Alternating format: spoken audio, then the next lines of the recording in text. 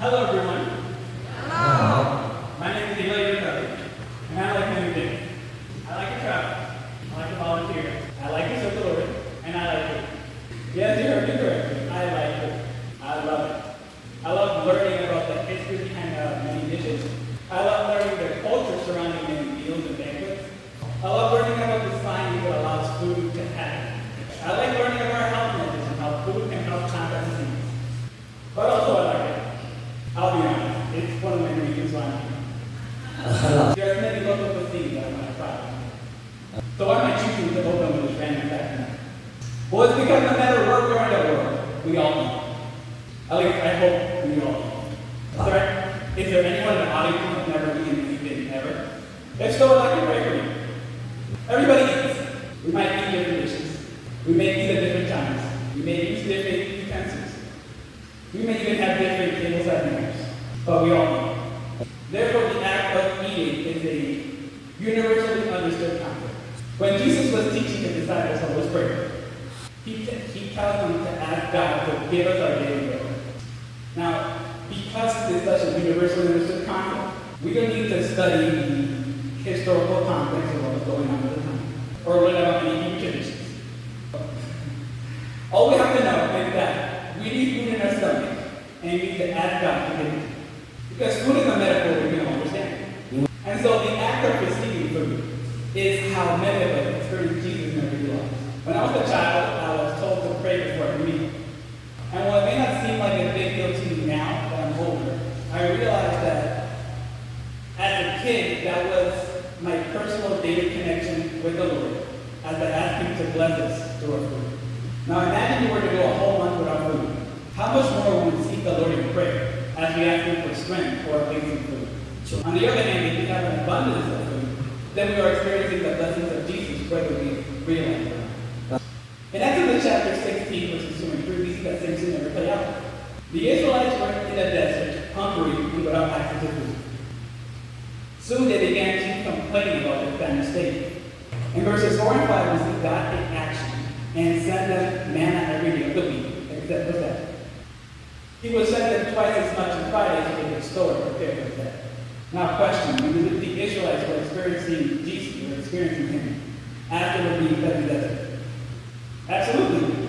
In verses 6, 7, and 8, Moses and Aaron informed the Israelites that God has heard their concerns and is now feeding them in order to remind them that He is providing for them and He rescued them from Egypt.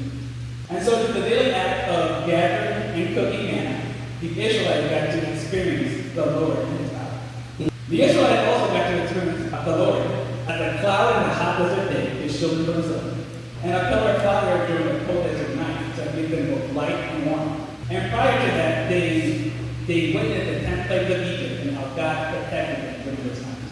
And during that 10th plague, the Israelites were given specific instructions on how to avoid the angel of death. In Exodus chapter 12, we see those instructions, how they were supposed to take a male lamb or a defect, and roast it, and eat it with bitter herbs and unleavened bread. The blood of that lamb would be placed over the door so the angel of death would pass over. Now, just in case I'm not sure to understand the symbolism of that meal, then allow me to explain. The male lamb or a defect represents the ability of Jesus Christ, who would one day shed His blood on the cross so that we too could avoid certain death.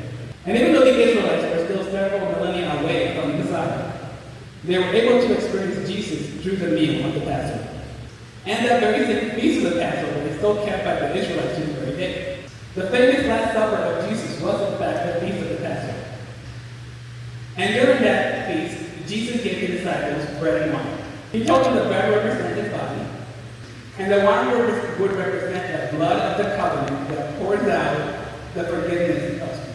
His disciples had no idea what Jesus was talking about or what would happen in the next 24 hours, or the implications any of it had on their salvation. But they still got to experience Jesus, His sacrifice, and His forgiveness in that very meal.